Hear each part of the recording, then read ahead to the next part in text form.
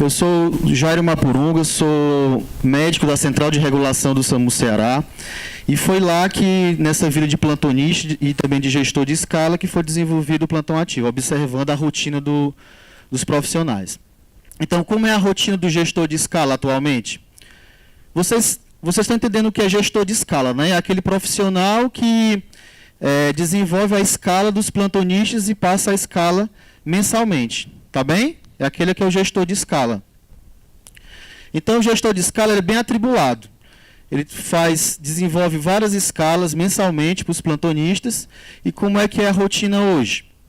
Ele cria uma planilha, provavelmente uma planilha Excel. Ele determina os horários dos turnos dos plantonistas do setor dele. Ele lista os plantonistas da equipe. Não é isso? Alguém está se identificando aqui? Já foi gestor de escala? Define a escala de cada um nessa planilha Excel, não é isso? E depois ele compartilha para todo mundo, todos os plantonistas do setor, ele compartilha essa escala. Como é que ele compartilha normalmente? Através de e-mail, essa planilha, ou através de uma foto que ele tira da tela do computador e envia pelo WhatsApp para os colegas, para o grupo dos colegas. E o plantonista, como entra nessa história? O plantonista recebe essa escala, como eu falei, via e-mail ou via uma foto. Então, ele guarda essa escala fixa do mês e muitas vezes ele perde no e-mail, ele tem que procurar sempre durante o mês e dificulta a vida dele. Para o plantonista ceder os plantões ou trocar os plantões, normalmente, hoje em dia, ele faz isso através de um grupo de WhatsApp, ou ele aborda um colega, liga para um colega, e essa troca ela não se efetiva oficialmente, né? É mais informalizando. Para ele oficializar essa troca ou essa sessão, ele tem que assinar um documento na entidade de saúde dizendo que está cedendo o plantão, e aquela pessoa que recebeu o plantão também assina dizendo que está recebendo. Isso quando ele oficializa isso, porque tem muitos serviços, principalmente na parte médica, que é mais aquela camaradagem e não oficializa. E com isso, depois de ceder o plantão ou trocar o plantão, aquela escala fixa que foi colocada pelo gestor de escala, ela fica modificada. E agora, quem está escalado por dia? Quando alguém troca um plantão ou cede um plantão para o colega, aquela escala fixa foi modificada. E os colegas plantonistas e o gestor de escala não tem mais aquela certeza de quem está no plantão. Concordam? E é aí que entra o plantão ativo. O plantão ativo é uma startup da área da saúde, que através de um aplicativo de uso diário, totalmente gratuito, ele facilita a gestão de plantões, busca e oferta de oportunidades de trabalho para várias categorias da área da saúde, não só medicina, para todo o Brasil. Ele foi desenvolvido para aproximar os integrantes da área da saúde, tornar mais fácil a vida do gestor de escala e do plantonista ao agrupar e concentrar todas as atividades de plantões num só lugar, de forma simples, ágil e segura. Eu vou explicar para vocês. Olha esse exemplo aqui, já que é uma tela do plantão ativo. O plantão ativo, ele apenas é o reflexo da realidade do serviço. Não é nada a mais do que a gente vive no nosso dia. Dá um exemplo aqui. Vamos dizer que o Dr. João, ele é um gestor de escala da UTI cardiológica de um hospital aqui de Fortaleza chamado São Carlos. Esse é um exemplo. Então, o Dr. João, ele cria um grupo no plantão ativo, determina os horários dos plantões, se é de 7 às 19, 19 às 7, é reflexo da realidade do serviço, cria o turno que ele quiser. Ele adiciona os participantes, que são os plantonistas do setor dele, e depois ele vai o quê? Definir a escala de cada um. É a mesma coisa que ele fazia antigamente, naquela planilha Excel. Tá certo? Ele vai adicionar, ele vai definir a escala de cada plantonista. Só que agora, a escala do mensal de cada plantonista é enviada online via o aplicativo. Então, cada plantonista agora vai receber a sua escala através do aplicativo, independente de qual hospital trabalhe. Vamos dizer que o médico ele trabalha em 3 hospitais. Ele vai receber a escala de cada gestor de escala, de cada hospital diferente, independente dos gestores de escala se conhecerem. Então, ó, olha essa tela aqui. Está vendo as cores diferentes? É porque ele faz parte de grupos diferentes. Do mesmo jeito que a gente faz parte de grupos diferentes em aplicativo de bate-papo, por exemplo, o WhatsApp. Ele faz parte de grupos diferentes e as cores significam equivalência a cada grupo, que ele pode mudar a cor depois. Organiza as escalas num só lugar. Lembra daquela pergunta? E agora? Quem está na escala do dia? Até ontem, né? As pessoas não sabiam exatamente quem estaria na escala, porque a escala fixa ela foi modificada. Agora, no plantão ativo, tudo acontece automaticamente. As pessoas recebem a escala, o plantonista recebe a escala via plantão ativo, e quando ele cede ou troca o plantão, automaticamente muda a pessoa que está naquele dia. Então, qualquer plantonista ou qualquer gestor de escala daquele grupo específico, é só clicar no dia que a pessoa que está no plantão vai aparecer. Fica muito mais fácil agora. Eu sou um plantonista, eu recebo a escala do meu gestor de escala no meu plantão ativo. Como é que eu fazia antigamente? Para eu ceder um plantão ou trocar, eu ia lá no grupo do WhatsApp e anunciava: pessoal, estou passando o meu plantão do dia 28 de março porque eu vou viajar. Alguém ali ia se interessar pelo meu plantão. Mas entre eu oferecer e alguém se interessar, existe conversas no WhatsApp paralelas, existe correntes, existe chavecos, existe vários outros ruídos que é um ambiente que não é propício para a troca de plantão, não é um ambiente padrão para isso. Então, no plantão ativo, como é que eu faço agora? Seleciono o dia que eu quero trocar o plantão ou passar, e vai aparecer essa tela, perguntando se eu quero ceder ou trocar o plantão. Eu clico, se eu quiser ceder o plantão, como é que eu faço hoje em dia? Eu jogo a notificação, se eu fizer, até ontem, né, no WhatsApp, eu jogava a notificação no grupo do WhatsApp, todos recebiam a notificação e quem se interessasse falava comigo ali. Ou, como é que é a realidade também? Vamos dizer que eu vou passar o meu plantão agora da próxima terça-feira. Eu posso também passar direcionado para um colega. Eu sempre passo plantão só para um colega, por exemplo. Eu posso ceder, então, aqui no plantão ativo para o grupo, ou eu posso ceder apenas para um colega. Quando eu jogo a notificação no plantão ativo, existe uma tela chamada movimentações pendentes, onde tem um feed, um geral, de todas as pessoas que querem ceder ou trocar o plantão. Fica só nessa tela, fica pendente. No grupo do WhatsApp, não. Você fica ali perdido, várias ofertas de plantão ou de troca pendente. Outra coisa boa. Até ontem, se eu passasse um plantão para um colega, eu teria que anotar na minha agenda, em algum lugar, para quem eu passei o plantão. Ou no bloco de notas do celular. Aqui no plantão ativo, ele armazena todo o histórico para quem eu passei o plantão ou de quem eu assumi o plantão. Fica tudo armazenado. E o gestor de escala, ele tem o controle de todos os plantonistas que trabalham com ele, agilizando a quantidade de trocas ou de sessões, facilitando para ele e para os outros. Vocês lembram que eu falei que teria que assinar um documento passando o plantão para o colega e o colega também assinando o documento dizendo que estava recebendo? Isso quando ele oficializava, antigamente. Aqui no plantão ativo ele já envia um e-mail. Quando eu passo, por exemplo, eu sou colega de plantão da doutora Mayra, eu vou passar o plantão para ela. No plantão ativo, eu vou receber um e-mail padronizado com o nome da entidade de saúde, o CNES, que é o Cadastro Nacional de Estabelecimento de Saúde, que você já sabe, um QR Code para evitar fraude. Tem o nome do gestor de escala, por exemplo, vamos dizer que o Dr. Edmar é nosso gestor de escala.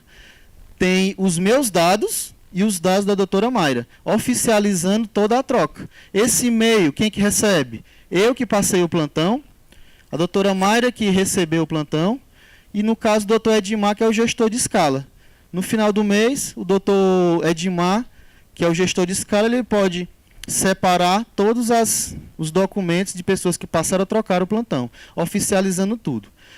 O plantão ativo, ele não necessita da autorização da diretoria do hospital ou da entidade de saúde para funcionar. Não precisa disso. Ele é gratuito, ele veio para facilitar a vida do gestor de escala e do plantonista. Eu acabei de falar para vocês do módulo de gestão de plantões, do plantão ativo. E tem também o módulo de oportunidades. Como é que é?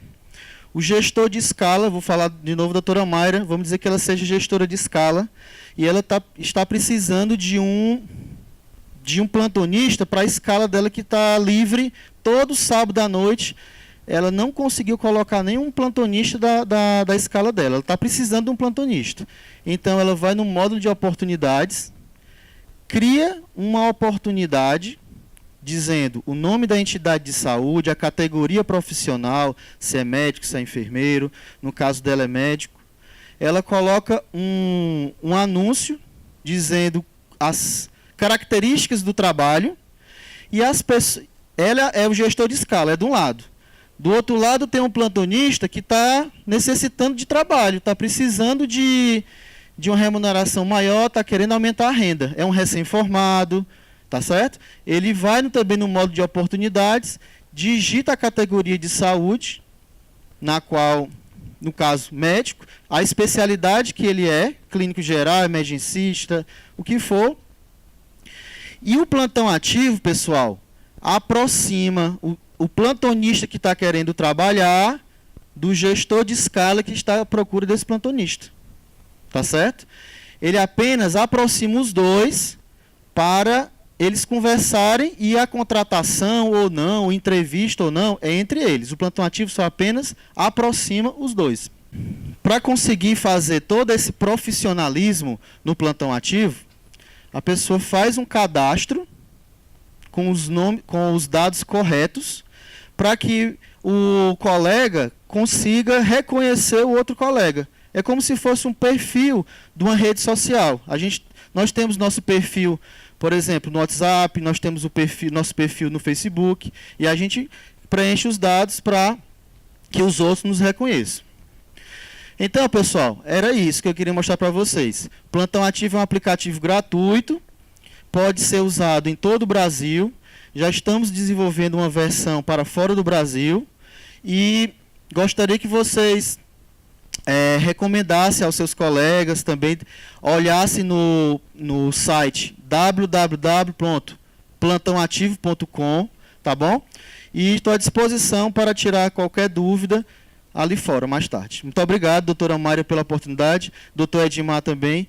É muito importante vocês terem acreditado no colega médico e nunca vou esquecer essa oportunidade de vocês. Obrigado. Sejam bem-vindos, pessoal. Obrigado.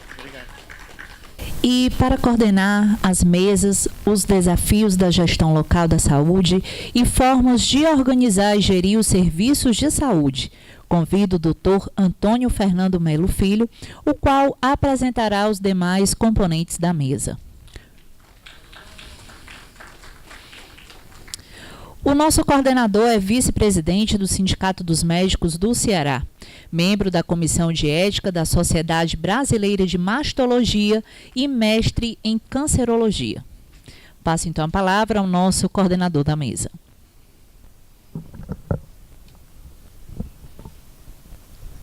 Bom dia.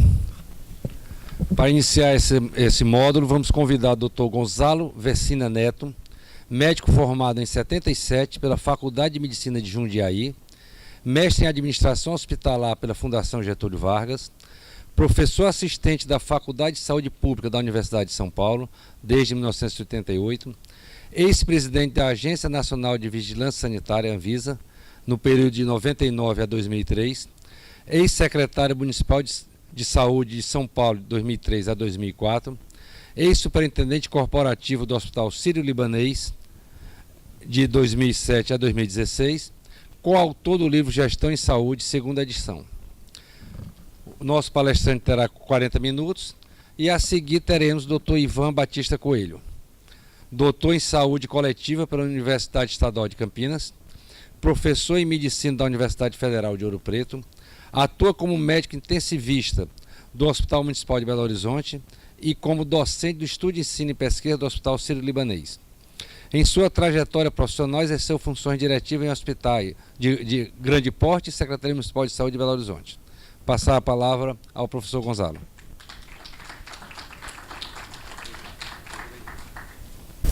Bom dia a todos, bom dia a todas. Queria parabenizar o sindicato, os outros patrocinadores aqui deste evento. Agradecer o convite que me foi feito para estar aqui discutindo essas questões da gestão e dizer da importância, né, que eu vejo em discutir, né? Eu não tenho dúvida de que o momento pelo qual nós estamos passando na história da saúde pública brasileira em grande medida fruto de nossos lapsos de conhecimento, né? Nossa ignorância. E essa ignorância tem que ser preenchida com conhecimento que tem que ser gerado nesses encontros, né? A função desses encontros é construir conhecimento, gerar consensos, né? Então nós temos que trabalhar nesse sentido. E acho então que estes eventos são eventos que geram esse novo conhecimento. E aí a ideia de discutir a questão da gestão local da saúde é uma ideia importante, né? Gestão é um dos problemas graves da organização do sistema de saúde, no caso brasileiro, tanto na área pública quanto na área privada, né? Eu acho que isso é importante ficar delimitado. Nós somos maus gestores na área pública e somos maus gestores na área privada. Por que nós somos maus gestores? Em grande medida porque não há demanda por gestão, porque não há demanda por eficiência, né? Não há demanda por uma utilização melhor de recursos. Este é o ponto, né?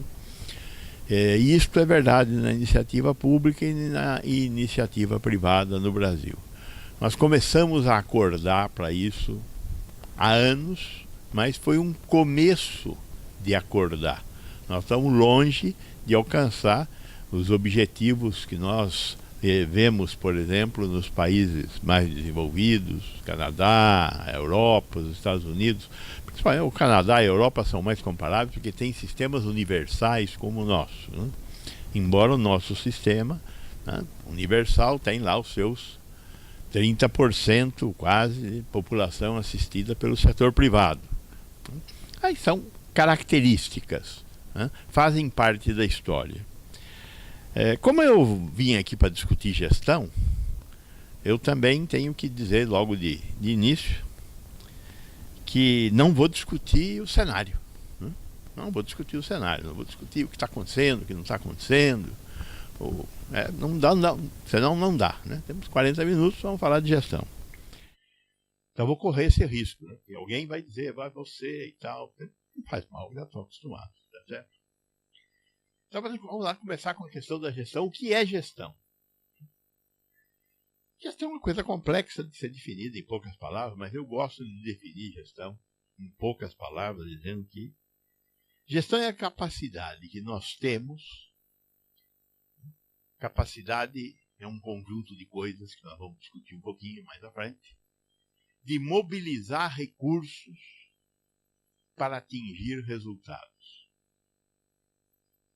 Simples assim, né? Mobilizar recursos para atingir resultados. Aí nós temos dois problemas, né? A tal da capacidade, que eu já mencionei, e a questão dos resultados.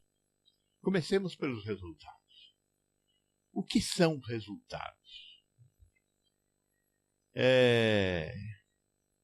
Resultados são coisas que nós, a sociedade, o dono da organização, no caso do setor privado, definem como objetivos a serem atingidos. No caso do setor público, nós estamos falando da definição de políticas públicas. O que é uma política?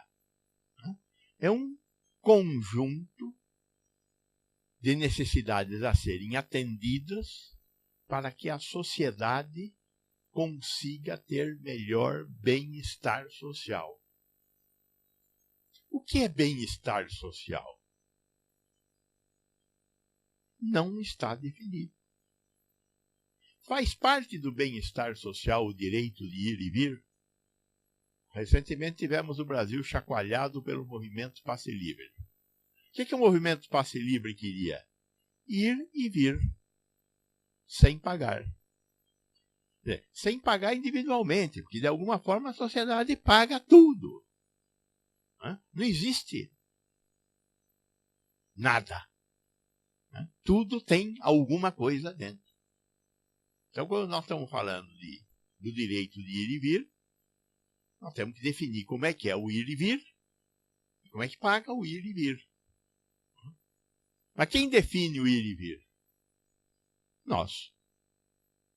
A chamada sociedade civil. O jogo de forças dentro da sociedade civil. É daí que vem a política, que é a arte de exercer esse poder, e o resultado disso são as políticas, que são decisões a serem implementadas. Falar de gestão é falar de vontades que serão executadas, os tais dos resultados. Talvez este, sim, seja o problema mais complexo do Brasil nos dias de hoje. Nós estamos construindo uma democracia, que é uma forma de fazer o governo da sociedade. E é uma democracia que não consegue definir seus porquês. A gestão é um como, não é um o quê. Ela é necessária, por isso eu disse que é menos importante do que o quê, mas sem um como nós não chegamos aos o quês. Muito bem.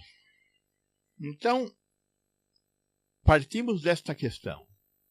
Temos que definir políticas públicas, e as políticas públicas são aquelas que vão apontar para a questão dos resultados que nós temos que atingir através da mobilização de recursos.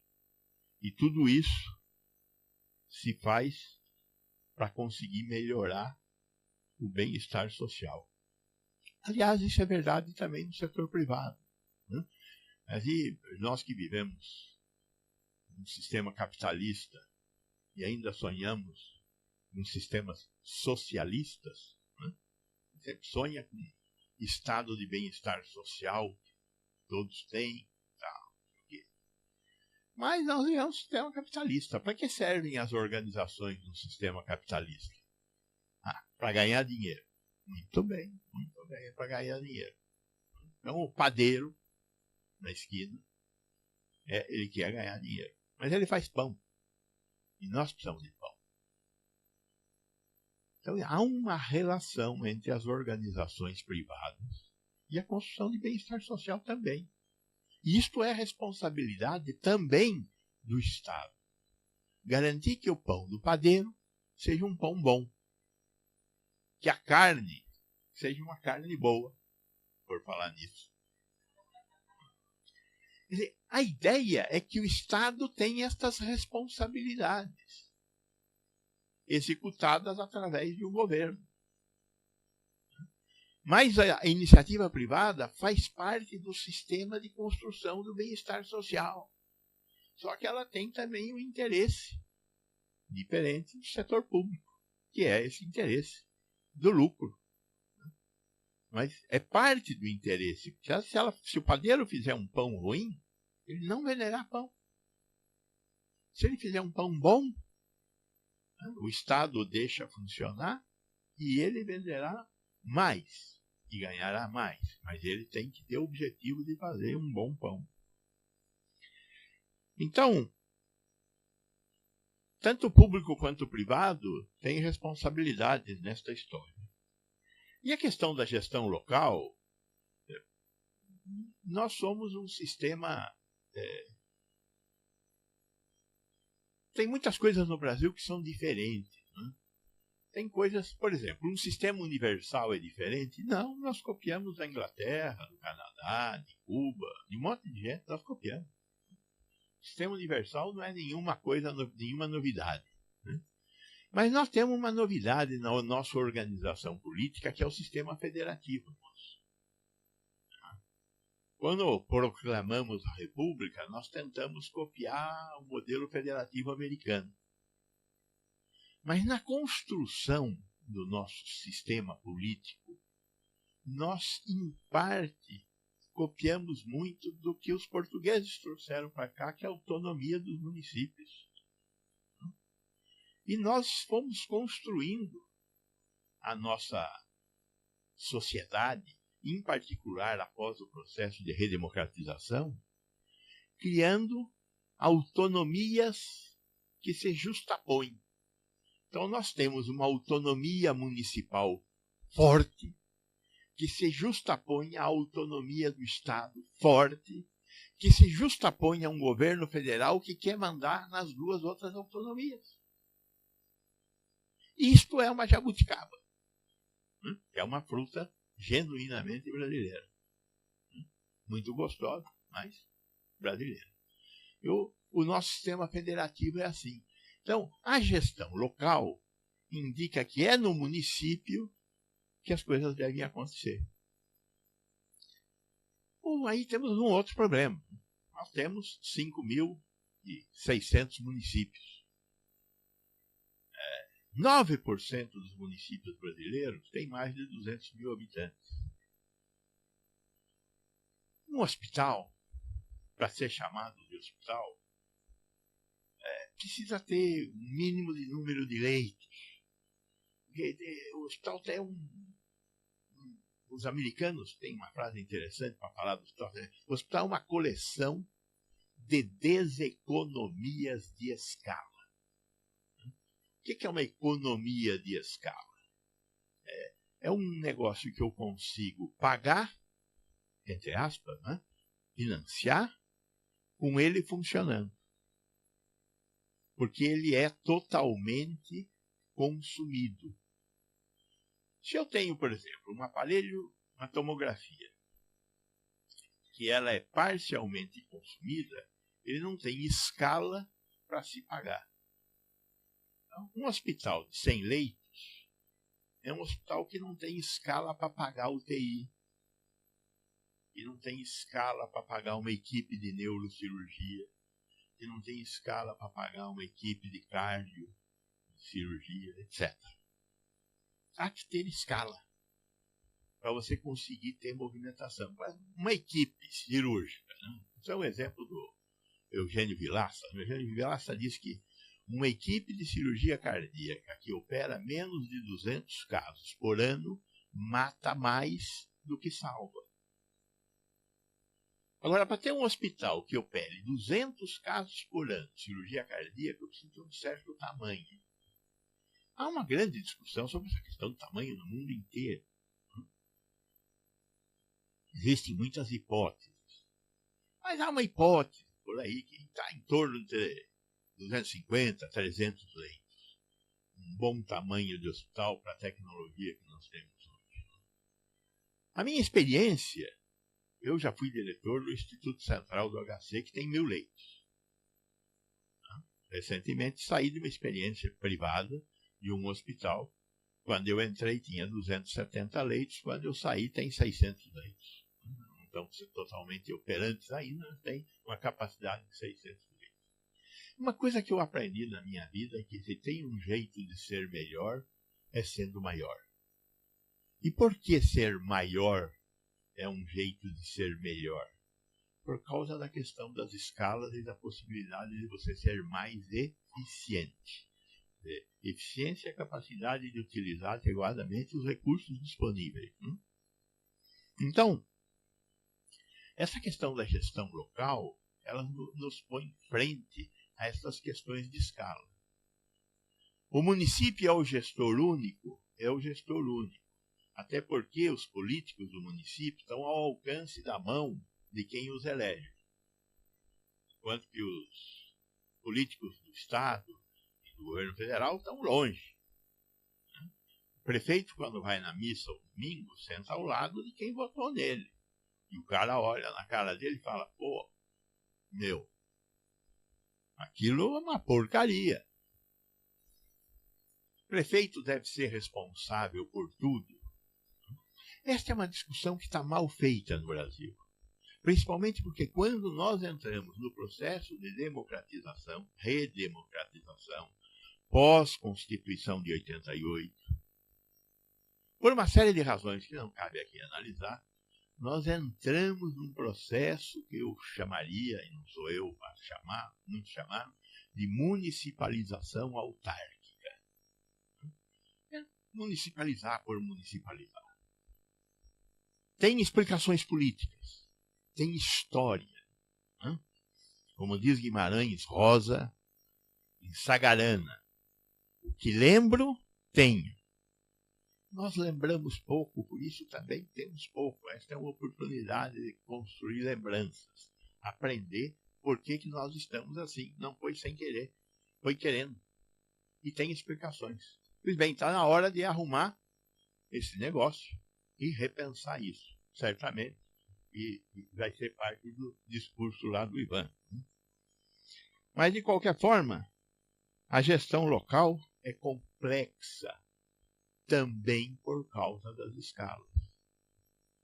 Municípios com menos de 100 mil habitantes têm dificuldades para ter hospitais com mais de 200 leitos.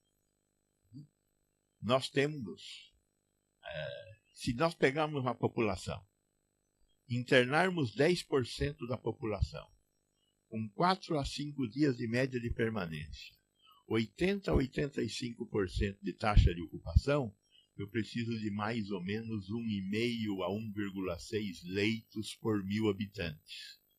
Uma cidade de 100 mil habitantes dá um hospital de 150, 160 leitos. Ora, tem lógica ter hospitais em pequenas cidades se forem hospitais regionais. Como é que organiza a gestão regional?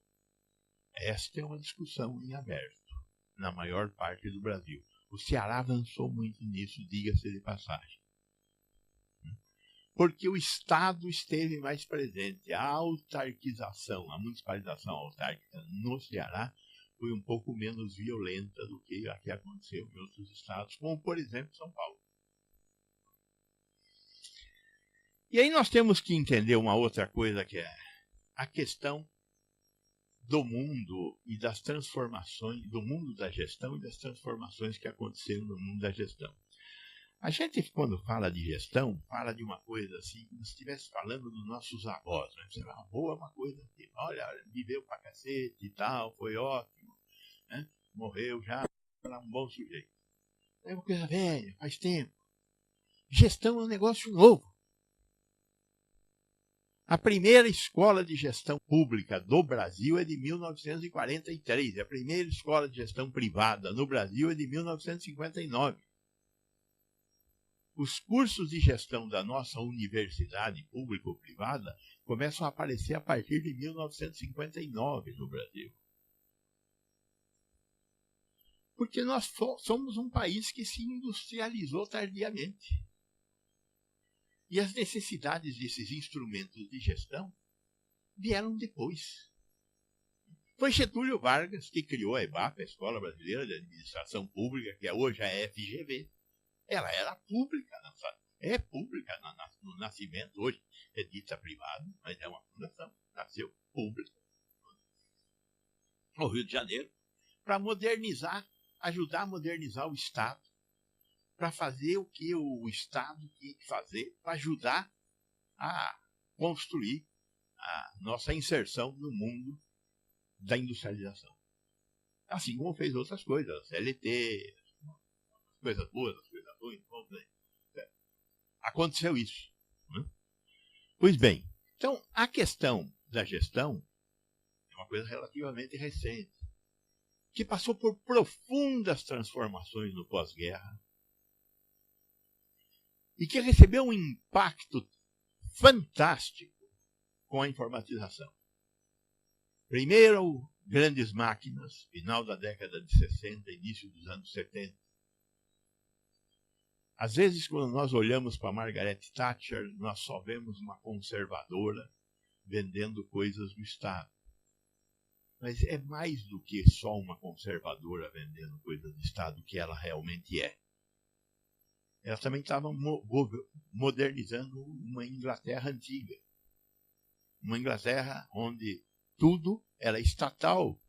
E cada vez mais o estatal foi perdendo a capacidade de ser eficiente. Aí vem a pergunta: por que o estatal é mais ineficiente? Porque o estatal trabalha com dinheiro público. E tem uma regra fundamental no uso do dinheiro público, que está em todas as constituições, que é a regra da impessoalidade, ou a regra da isonomia. Todos são iguais. Para comprar, eu tenho que vender dando oportunidade a quem quiser vender igual. Para contratar, idem. E isto toma tempo.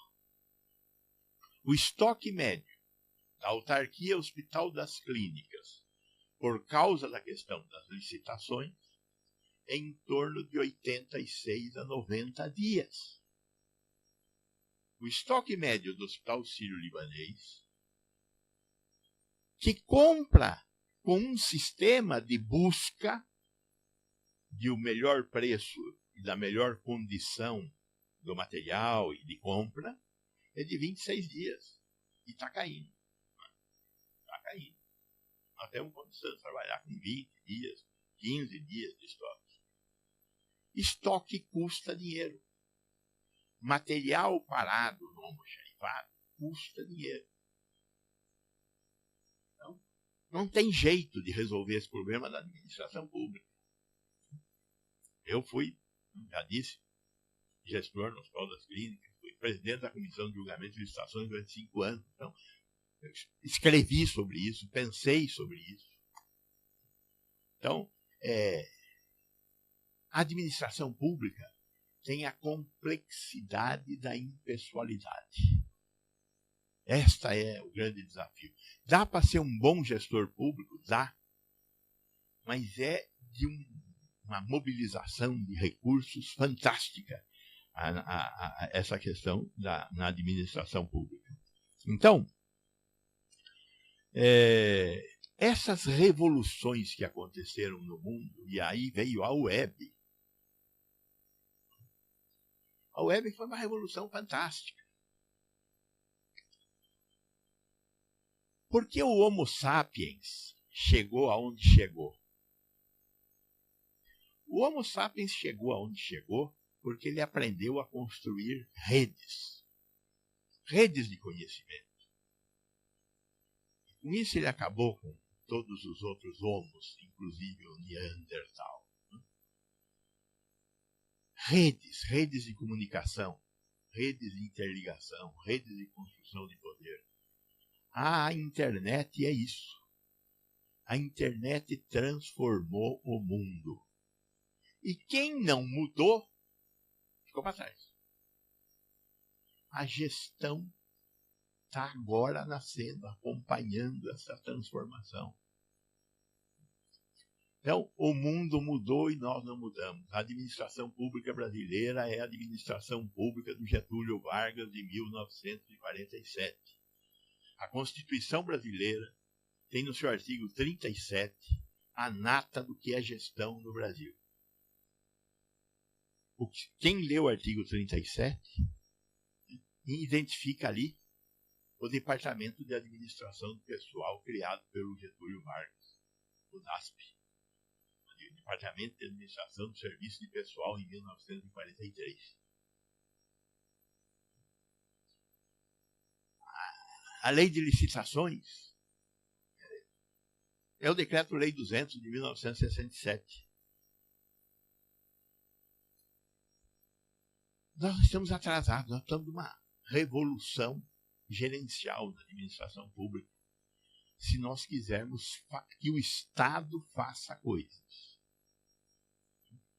E aí vem essa discussão, privatização versus estatização, que parece que para determinadas pessoas da sociedade é uma discussão fundamental. Eu acho uma discussão importante, mas eu parto da premissa seguinte: não me interessa quem faça, me interessa que a entrega seja feita. Transporte coletivo tem que ter quem leve e traga. Agora, o motorista não precisa ser um servidor público.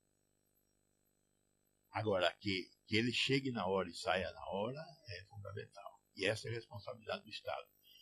Essa coisa trouxe uma função nova para a administração pública, chamada de regulação. Em 1970, se a gente falasse em regulação, a gente ia pensar em fluxo menstrual, intestino, qualquer coisa dessa, mas regulação não era uma função da administração. Hoje, regulação é uma função da administração. Nós temos que levar em conta a ideia de regulação. O que é regulação? É garantir que aquilo que é bem-estar social seja entregue para a sociedade. E através do quê? Através do Estado ou através de um terceiro que o Estado gerencie ou regule. E aí tem uma discussão imensa. Eu tenho minhas opiniões, não vou discutir isso agora, porque não dá tempo. Tem mais 10 minutos. Quais são os fatores críticos da gestão? Eu gosto de fazer listas, né? Eu faço essa aqui, é uma lista que os chineses detestariam, porque eles detestam o número 8. A minha lista tem 8 fatores críticos hoje. Né? Varia muito essa coisa dessa lista.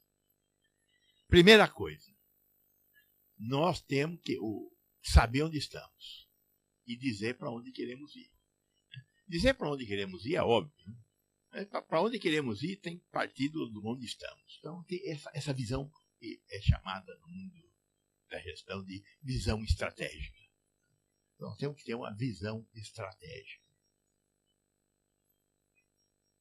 Essa ideia de estratégia é uma ideia que nasceu depois do fim da Segunda Guerra Mundial. Antes a gente fazia planos e os planos ficavam. Agora não. O plano muda sempre que o mundo muda. E o que é o estratégico? O estratégico é isso. Mudar quando as coisas mudam. Por isso é fundamental saber onde eu estou o tempo todo.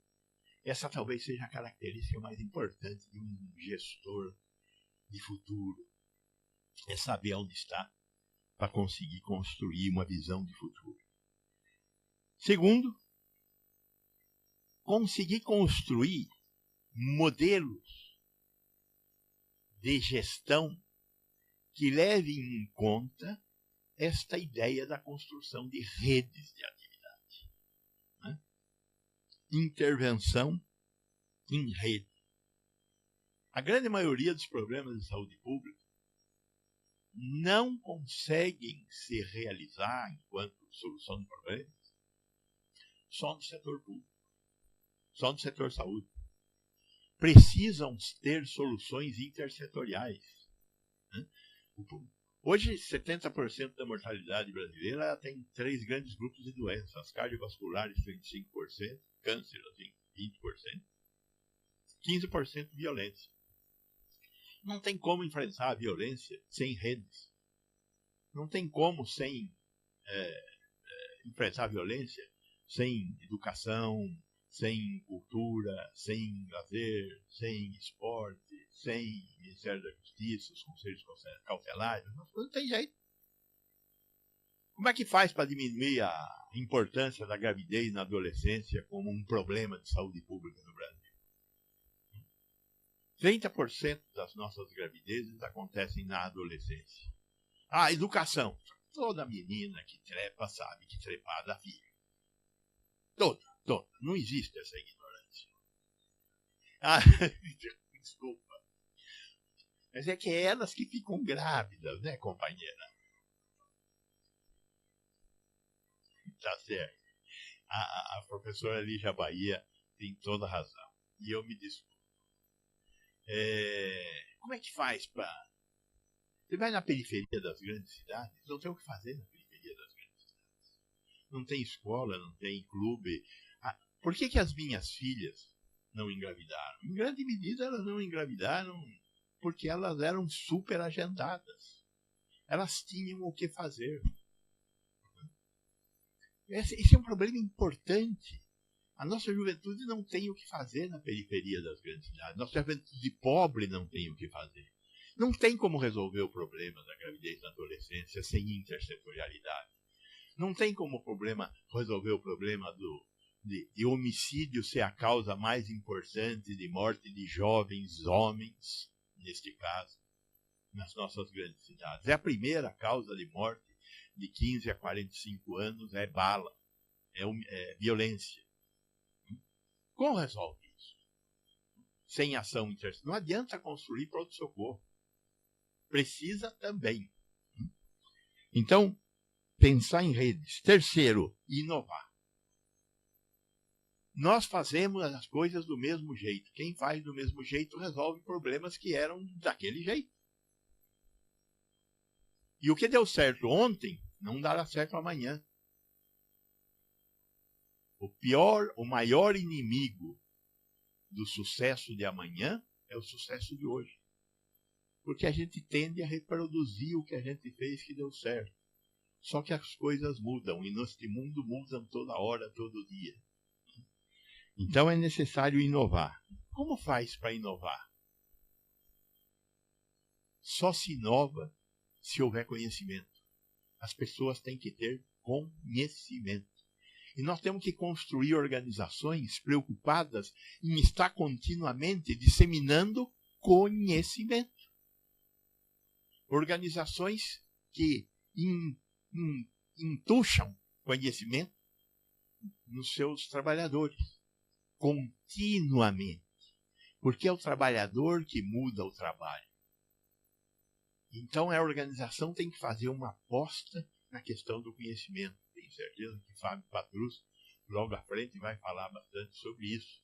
Sobre a importância das organizações terem um sistema de continuamente estarem distribuindo conhecimento e com isso conseguirem ter um sistema de inovação contínua. É lógico que existem outros componentes para você ter uma organização que inova. A questão do medo de errar, por exemplo. Não existe jeito de inovar sem errar. Então nós temos que ter uma certa capacidade de absorver erros. Qual é a melhor capacidade de absorver erros? Aprendendo com os erros.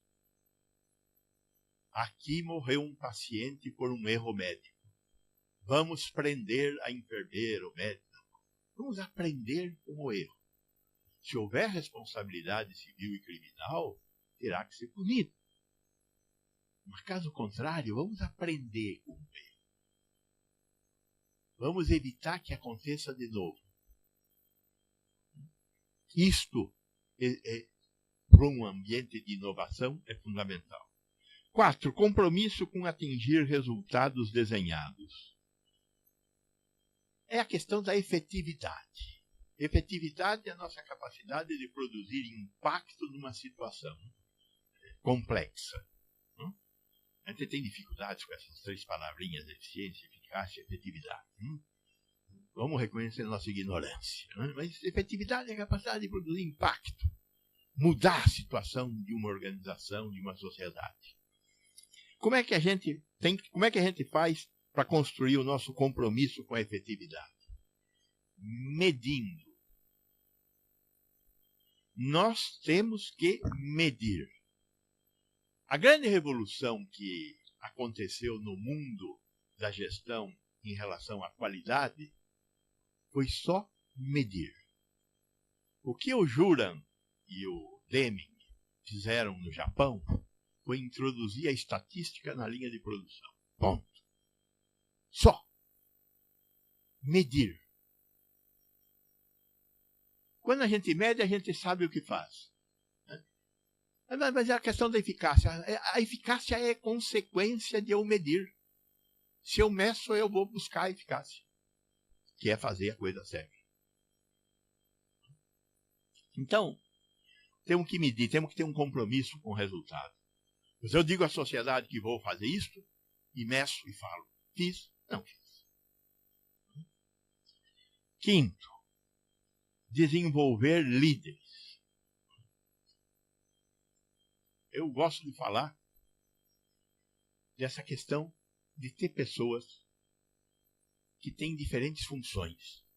Veja, eu preciso de ter um neurocirurgião, preciso de ter um cirurgião cardíaco, eu preciso de tudo isso. Eu preciso também ter pessoas que consigam fazer com que as outras pessoas caminhem. O líder é um cara diferente na organização, assim como um cirurgião é um cara diferente na organização, uma enfermeira. Precisa de enfermeira? Precisa de enfermeira. De certa forma, todos são líderes. Tem na área da gestão, precisa de um líder.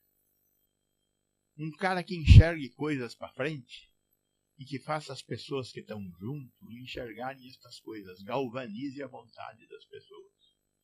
Os líderes são isso. Tem que ter profundo compromisso social. Dá para ensinar compromisso social?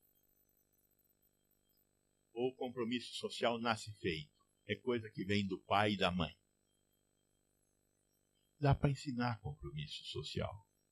Assim como dá para ensinar a ser líder. Como é que ensina compromisso social? Estudando a realidade. O homem tem essa coisa. Quando ele sabe, ele não tem satisfação em fazer errado. Então, o saber cria responsabilidade social. 6. Usar ferramentas de gestão. Tem um ditado que diz que quem só tem martelo transforma todos os problemas em prego. Então tem que ter martelo, chave de fenda, torqueza, um monte de serra. Tem que ter diversos aparelhos, ferramentas, né, para diversos problemas. Então hoje existe um monte de ferramentas de gestão. Balance Scorecard, reengenharia, esse mundo da informática. O nosso colega agora apresentava lá um software de gestão de escala. Precisa. Softwares. Essa é uma coisa fundamental. Tecnologia da informação, prontuário eletrônico do paciente. O Brasil, os seus 5.600 municípios, tem algo em torno de 6.000 hospitais. Quantos hospitais têm um prontuário eletrônico do paciente que mereça esse nome?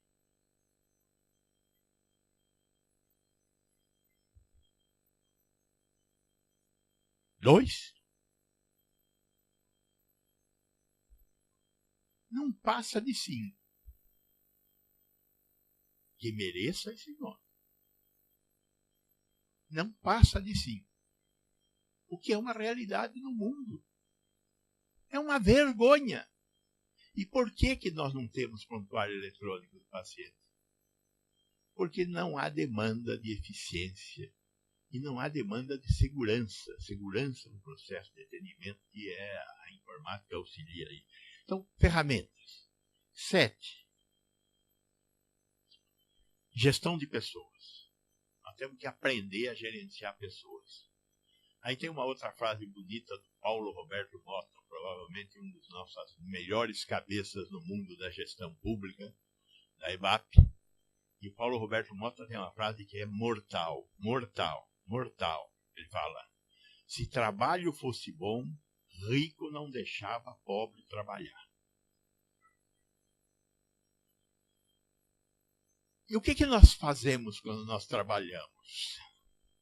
Nós temos que fazer as pessoas quererem fazer o que elas estão fazendo, né? Isso é gestão de pessoas. Eu devo ser um idiota porque eu gosto de trabalhar. Talvez seja porque eu só faço o que eu gosto de fazer. Quando me enche o saco, eu vou embora. Mas então, gestão de pessoas. O Fábio vai falar sobre isso. E o 8º é a questão da transparência. Nós precisamos, nesta sociedade brasileira, de mais transparência. Nós precisamos mostrar, nós precisamos ser como a mulher de César. Não só ser, mas parecer também. Porém, isto é verdade, mas nós temos que evitar o risco da paralisia. O que é o risco da paralisia? Em grande medida, o risco da paralisia é movido pela ignorância. Os caras vêm e falam em coisas que dizem que é uma solução e a gente não sabe o que é. O companheiro Ivan vai falar lá sobre gestão da clínica. Mas a maioria das pessoas não sabe o que é gestão da clínica. É bom, mas não sei o que é. Linha de cuidado. A gente põe o envelope lá. O meu serviço é organizado por linha de cuidado. O que é? Ninguém sabe. Tem um negócio chamado compliance. Vocês sabem o que é compliance? Compliance é a melhor maneira de paralisar uma organização. Ser ético não é ter compliance só. É diferente. É ter compromisso com aquilo que tem que ser feito. Eticamente.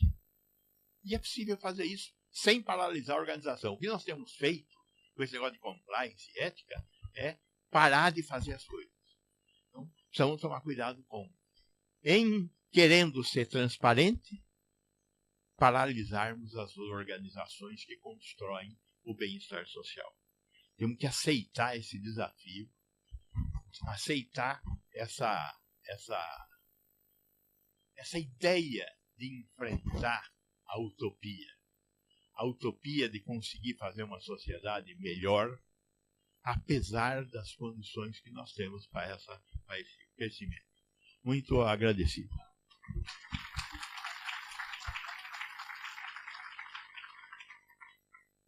Bom dia para todo mundo.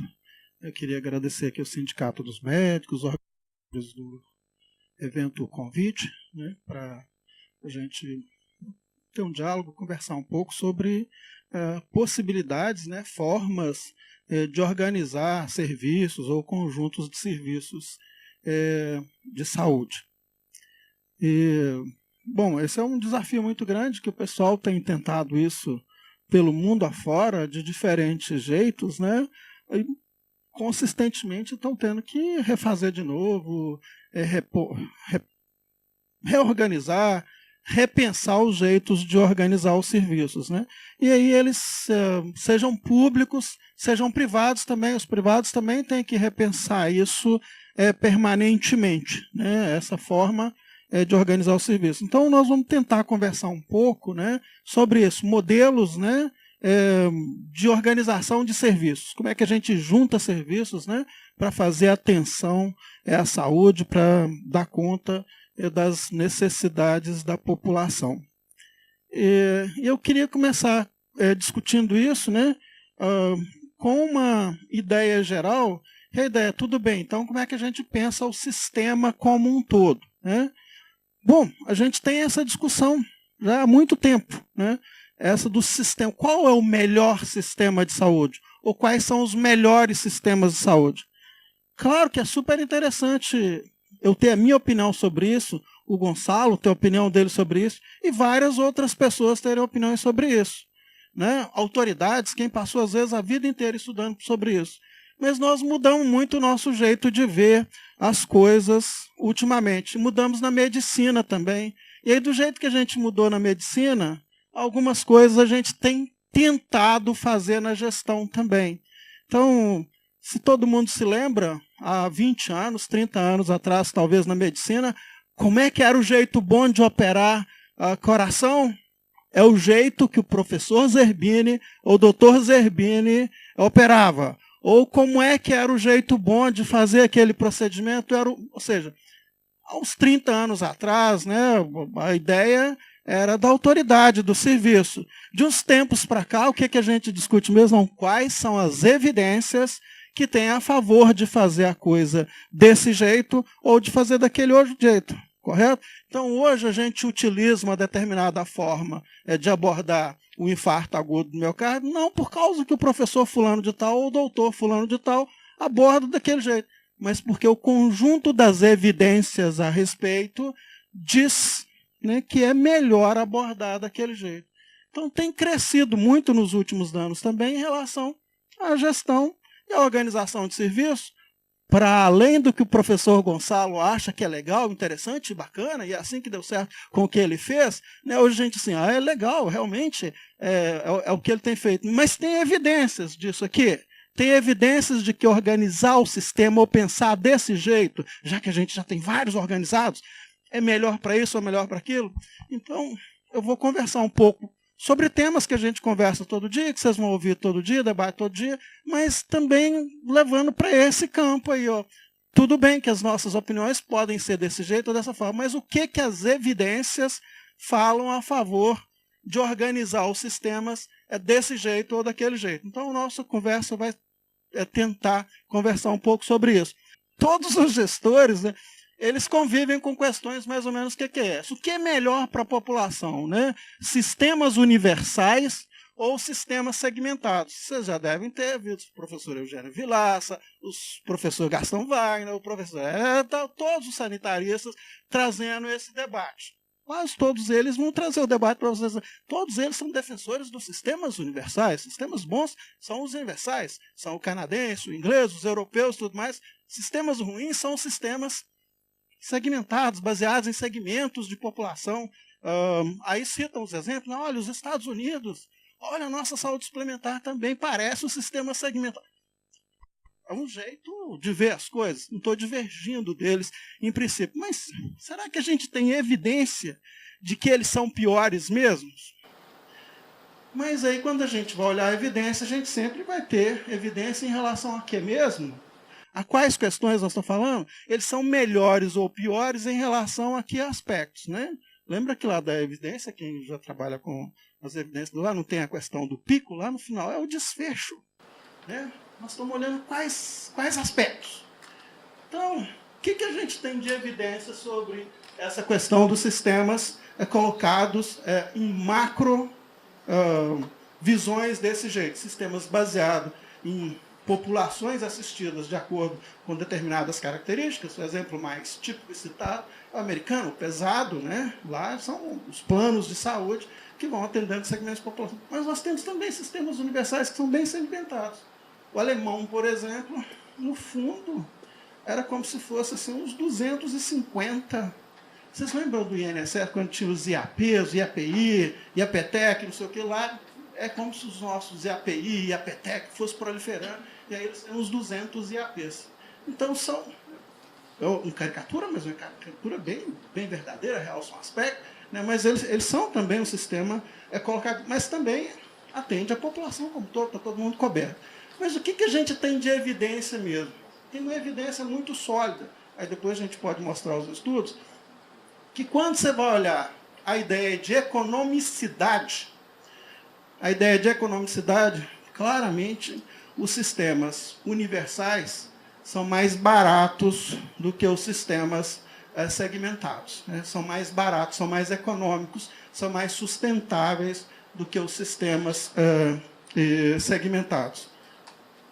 Quando você vai olhar um outro item, satisfação dos usuários com a atenção, você já não encontra essa clareza desse jeito. Vá tentar trocar. Claro, se você pegar o pessoal que ficou fora, e está agora correndo o risco de ficar fora do Obamacare, eles vão achar que é péssimo o sistema segmentado daquele jeito. Mas se você perguntar para os outros 240 milhões de americanos se eles querem um sistema universal, aos moldes do canadense ou do inglês, eles vão dizer taxativamente que não, correto?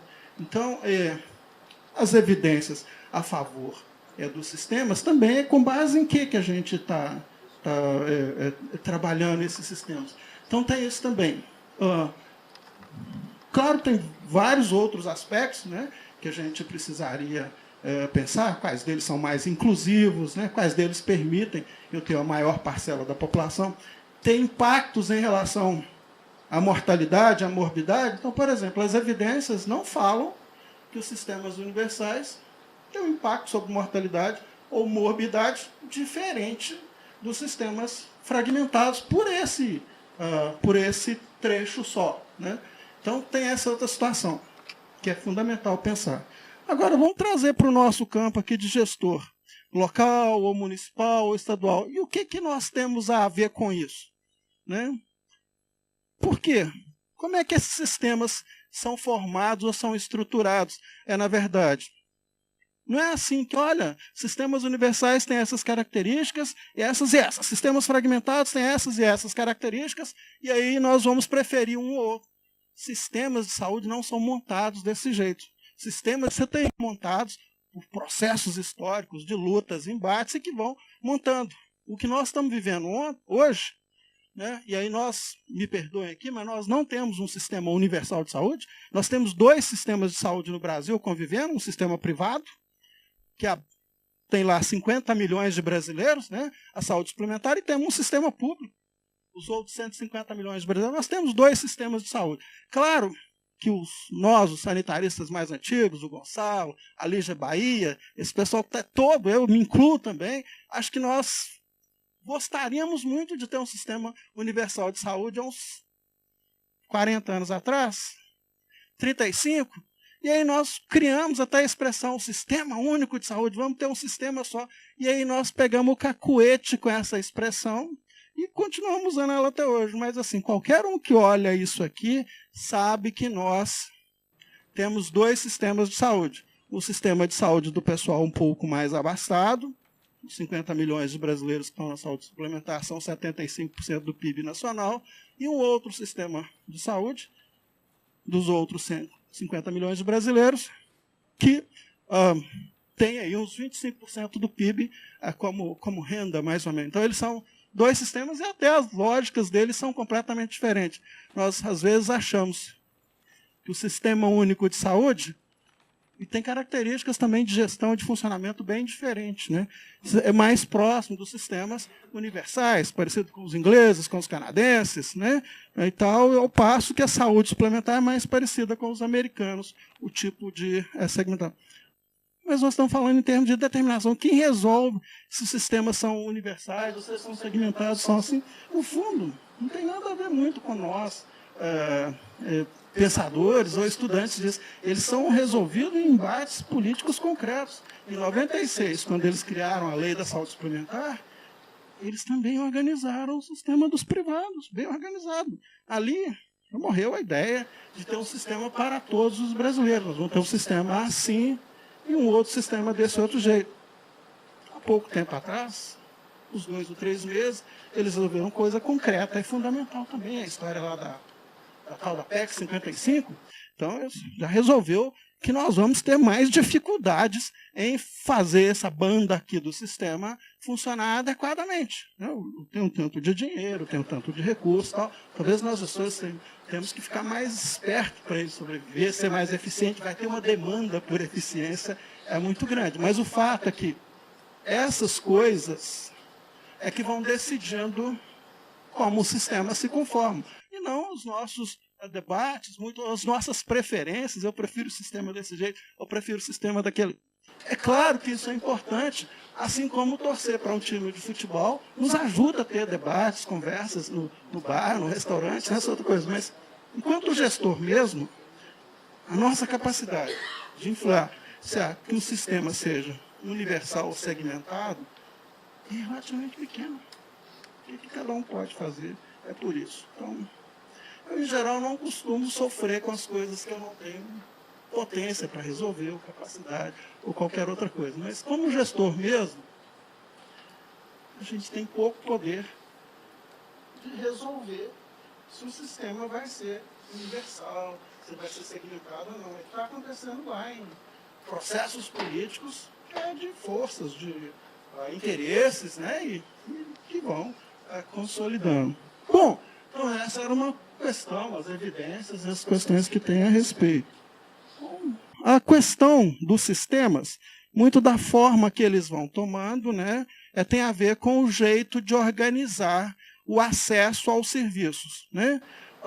E quase que planetariamente, né, em termos dessa forma de organizar os serviços, como que a população chega nos serviços, tem sempre um divisor de águas muito pesado, muito importante, que é essa coisa. Eu vou organizar meu sistema liberando para que toda a população acesse indistintamente qualquer serviço à disposição, ou eu vou montar um sistema de hierarquias, né? Um sistema onde você só chega num determinado patamar do sistema se você passou por um outro anterior. Então, nós temos esses dois exemplos no mundo. Sistemas com gatekeeper, vamos chamar assim, que eu tenho que passar por alguém para ir acessar o resto do sistema, ou eu posso ir para o hospital, ou para o neurologista, ou para o cardiologista, por minha escolha livre e direta. O que a gente tem de evidências sobre esses dois macrosistemas? De novo, aqui vem a outra questão, né? Isso, com qual desfecho você está olhando, né? Com o desfecho da economicidade, né? Com o desfecho da economicidade, se vocês analisarem o conjunto das evidências ou dos estudos disponíveis, ele de novo volta e fala: os sistemas com gatekeepers, né, com nível de atenção, ou se eu passar por ele, eles são mais econômicos, eles são mais baratos. E aí, não se iludam, não é só para o público, para o privado também. Esse é o motivo do sucesso da Kaiser Corporation, não é outro. Ela montou um sistema lá no meio dos sistemas todos lá, privado, um plano de saúde, montou um sistema com gatekeepers. Ou seja, você só vai para o especialista ou para o hospital se você passou aqui pelo nosso profissional, pelo nosso generalista. Então, deu um diferencial econômico para ela muito substantivo e ela se tornou rapidamente, né, uma das maiores, digamos assim, planos de saúde americanos, né? Então, claro que tem outras ações, não vamos entrar aqui no mérito, não é isso, mas nós estamos discutindo isso. Evidências a favor de sistemas com gatekeeper e sem sistemas de gatekeeper. Nós temos isso aqui no nosso próprio meio, né? O SUS é um sistema com gatekeeper, né? Você só chega no especialista se você passar pelo generalista, pelo médico de saúde da família, ou pelo centro de saúde, o clínico, o pediatra, ou qualquer outro deles. Tá. E nós temos o outro lado também. Em geral, na saúde suplementar, você pode ir para o hospital, pode ir para o cardiologista, para o neurologista, para qualquer um deles, né? Então, mas em termos de evidência econômica, né, tá claro que aquele sistema, o com gatekeeper, é mais barato. É mais barato. Em termos de desfecho, tem um embate muito grande nessa questão aí, mas em termos de desfecho, até me perdoe os nossos amigos sanitaristas que gostariam que eu chegasse e falasse certamente que, olha, o resultado sobre controle disso, ou controle daquilo, ou controle da outra coisa, é melhor. Nós não temos evidências para isso, em termos de ser melhor, né? Dos desfechos serem melhores, né? Ter mortalidade ou morbidade e tal. Então, assim, às vezes a gente tem muito discurso ou torcida a favor. Nós, que às vezes gostamos do sistema de gatekeeper, nós torcemos para ele. Então, ele que mostra que vai dar certo. Ele vai controlar melhor a hipertensão, ele vai controlar melhor o diabetes e tudo mais. Mas evidência mesmo, conjunto de estudos que apontem para isso, nós temos dificuldades de mostrar essa coisa. Até mesmo porque, ao contrário do jeito que todo mundo pensa, o sistema de gatekeeper funciona como gatekeeper mais ou menos. Se você pegar o sistema espanhol, por exemplo, que está previsto, perto de 50% da população atravessa os gatekeepers e chega lá nos outros lugares. se você pegar o sistema brasileiro, aqui o lado SUS, né, o gatekeeper também funciona mais ou menos. Ele tem duas válvulas de escape. Uma válvula de escape é o seguinte: você não pode ir no especialista, mas eu chego lá no consultório assim, doutor, eu quero ir para o neurologista. Eu tenho certeza que no município de vocês o pessoal responde assim: não, eu vou te examinar e vou verificar se você tem ou não uma necessidade. Mas pelo Brasil afora não é o que acontece. Pelo Brasil afora o cara fala assim: ao neurologista, é só isso que você queria ver? Vai ao neurologista. Então, mas nós não temos umas mensurações muito precisas disso.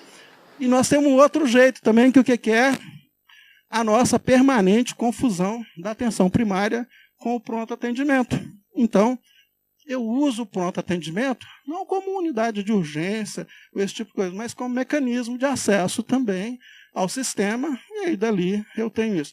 Então, os sistemas, e isso não é um problema brasileiro, sabe? Isso é um problema, a questão gatekeeper, ela tem sido estudada muito planetariamente, os gatekeepers não estão agarrando tantas bolas assim. Então, nós temos uma flutuação muito grande nessa questão dos níveis. Mas nós temos muita evidência a respeito disso para poder estudar. E ali eu coloquei uma outra coisa, que assim, um modelo para chamar de seu. Se vocês acham que são só os médicos mais antigos que gostariam de ter os clínicos ou especialistas, um nome, um achado eletrocardiográfico, sinal de fulano de tal que gostariam de ter isso, ou então, eu criei esse índice aqui, nós somos um brasileiro que criou um índice fantástico para apendicite, que é tal. Tem um nome, se vocês acham que são só os clínicos, os médicos que clínico tem isso, os sanitaristas são piores do que isso. Todos eles gostariam de ter um modelo para chamar de seu, que ele colocasse. Então nós temos isso na tradição sanitária brasileira, correto? Mas eles também têm esses desejos. Então, nós criamos isso ali. Então, os sanitaristas brasileiros também, eles têm várias proposições de organizar serviço, vários modelos que eles chamam de seu, mas quase todo o conjunto deles, né, quase todo o conjunto, eles são modelos que têm a ideia do gatekeeper, todos, sem exceção, tem gatekeeper, e aí todos os modelos. Né? Então, o professor Gastão Wagner, o pessoal de Campinas com o modelo em defesa da vida, o modelo que ele chamou, que o pessoal chamou de dele, meu professor, adoro o professor Gastão Wagner, foi meu professor no doutorado, mas ele tem um modelo que chamou, mas o central nele, né, é a ideia também do gatekeeper. Mudam os nomes, equipe de referência, profissional de referência, mas é um gatekeeper, é alguém que vai ter uma população vinculada, eu vou ter a oportunidade de falar sobre isso depois, vai ter uma população vinculada e você vai trabalhar a gestão disso e tal, mas você cria outros profissionais. O professor Eugênio também tem lá o sistema dele, que chama de dele e tal, mas também pressupõe a ideia do gatekeeper. Né? E daí por diante, o professor Emerson Merri, todos eles têm sistemas que eles chamam de deles, mas no fundo, como alguém colocou aqui, olha, isso já existem vários por aí. Existem vários por aí. É claro que a gente redescrever as coisas contribui para os nossos avanços. Às vezes dificulta. Se a gente cria uma linguagem muito própria também, dificulta a gente estudar, que é comparar, porque eu vou pesquisar assim, sistemas integrais de saúde. Não tem na literatura internacional alguma coisa que possa ser comparada, mas tem muita coisa nesses termos que a gente está descrevendo a questão. Ou então você procura alguma coisa assim, deixa eu fazer uma busca sobre linhas de cuidado para atender as pessoas. Aí o que eu encontro? Estranho, só literatura nacional. Por quê? Porque essa é uma forma de descrever relações entre serviços e dentro dos serviços que não é utilizada corriqueiramente. Mas quando eu crio um sistema para chamar de meu, até inconscientemente isso vai ajudar, porque isso eu vou ter esse tipo de coisa. Mas aí com isso, naturalmente, eu tenho pouco diálogo com a literatura internacional, com tudo o que acontece, com os que os portugueses estão falando lá, com os que os espanhóis estão fazendo lá, e aí nós criamos essa coisa meio autocentrada, meio autorreferenciada, meio parecido com a Globo, que só faz programas sobre ela mesma, os outros programas todos mostram são os próprios atores. Então isso é meio patológico no sanitarismo brasileiro, mas de alguma forma a gente precisa rever isso, porque as coisas que a gente está fazendo, os outros estão fazendo coisas diferentes, experimentando parecidas muitas vezes, com outros nomes. Então, achar essas terminologias é importante. Mas é só para dizer para vocês que a maioria das proposições de organização de sistema brasileiro ou de arranjos, no campo da saúde pública, são sistemas baseados em que eu vou ter níveis e que eu vou ter acessos, né? Então, sejam o nosso tradicional, o saúde da família, no fundo, o que é? O mesmo sistema de gatekeeper, ou seja, eu tenho um nível que alguém só vai ao resto do sistema depois que passou por ele. É diferente dos ingleses? É diferente. Aqui eu tenho uma equipe, eu tenho uma enfermeira, o agente comunitário, né, ou seja, eu tenho mais potência também, tenho diversidade nesse sentido, mas no fundo é um sistema com nível, com hierarquia, com diferença. O que nós, então, aqui temos com possibilidade concreta de organizar a atenção primária, né? E aí, tanto no público quanto no privado. Para o público, é límpido, cristalino, que nós podemos ter sistemas de gatekeeper. A nossa legislação favorece isso, toda, não só a legislação, mas o costume, a tradição, o que os gestores querem e tem isso. Nós vamos entrar no mérito depois de como organizar isso. Mas na saúde privada isso ainda é difícil de ser organizado desse jeito, né? Ou seja, de eu ter um sistema que tenha gatekeepers, pela mesma ideia. Você não pode ter um sistema de gatekeeper na saúde privada, porque aí você fere a integralidade. Não é poder ofertar todos os níveis de atenção, atender em todos os planos. Hipoteticamente, nós poderíamos ter sistemas de gatekeeper. De uma forma ou de outra, o pessoal vem trabalhando isso. Vários planos de saúde têm tentado, né, essa ideia, voluntariamente ou de outra forma, né, trabalhar com essa ideia de gatekeeper. Ou então, às vezes, eles fazem outro tipo de filtro para dar a questão de nível também, né? Que tipo de filtro? Tem ambulatório exclusivo, você só pode acessar esse ambulatório, né? Você só pode ir para outro local depois desse ambulatório. Mas eles também já perceberam que ter a ideia de nível ou de gatekeeper, como organizar o sistema, pode trazer economicidade. Para o bem, essas coisas todas, né, são para o bem e para o mal, correto? Então, o bem ou o mal não está na coisa em si, em ter ou não ter gatekeeper, no uso que você vai fazer disso.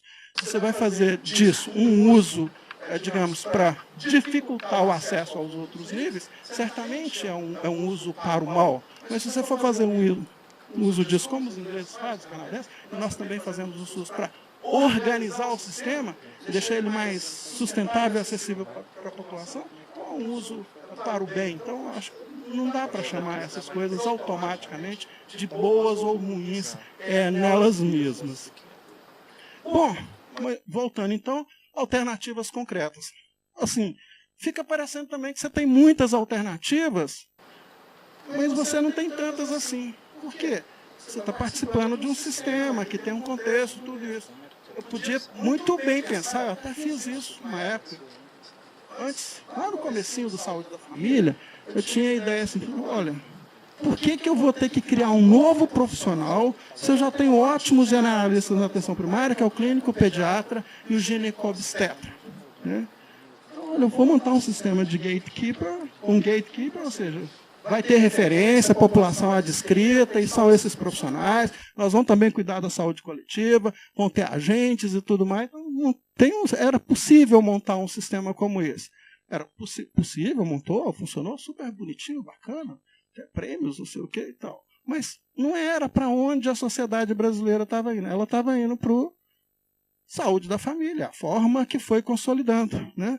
Deu mais trabalho? Me perguntam, naquela época eu teria preferido isso? Teria preferido que nós, brasileiros, tivéssemos adotado um sistema assim do que isso? Por quê? Porque eu até ia olhar lá para os ingleses e falar assim, olha, eles mudaram o sistema de gatekeeper deles. Aqueles, quase todas as nurseries deles já não é mais só o clínico.